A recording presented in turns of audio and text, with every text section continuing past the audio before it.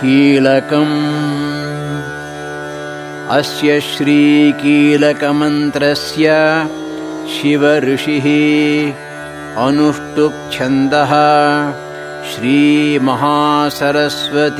देवता श्रीजगदम्बा प्रीत्यर्थं सप्तशतीपाठाङ्ग कीलकस्तोत्रजपे विनियोगः।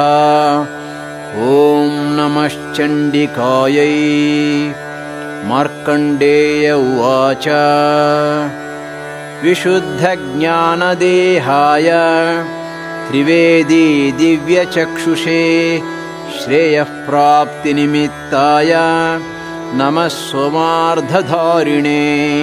सर्वमेतद्विजानीयात् मन्त्राणाम् अभिकीलकम् सोऽपि क्षेमम् अवाप्नोति सततं जाप्य तत्परः।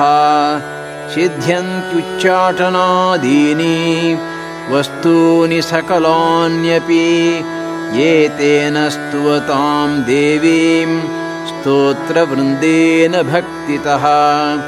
न मन्त्रो नौषधं तत्र न किञ्चिदपि विद्यते विना जाप्येन सिद्ध्येत सर्वमुच्चाटनादिकम्। समग्राण्यपि सिद्ध्यन्ति लोकशङ्कामिमां हरः कृत्वा निमन्त्रयामास सर्वमेवमिदं शुभम्।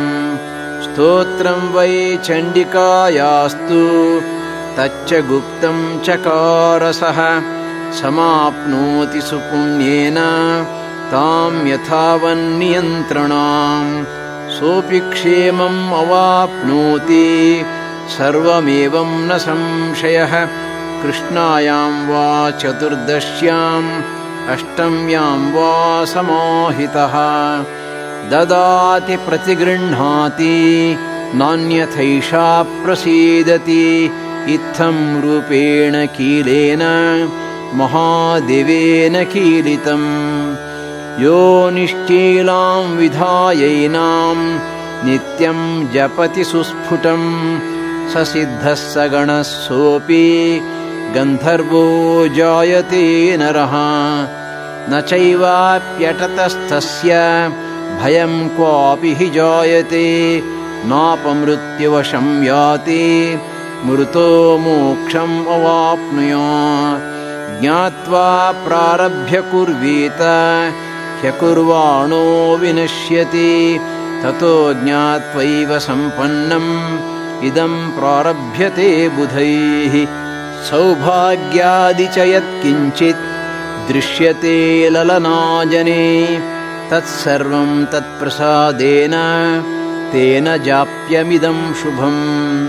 शनैस्तु जप्यमानेऽस्मिन् स्तोत्रे सम्पत्तिरुच्चकैः भवत्येव समग्रापि ततः प्रारभ्यमेव तत्।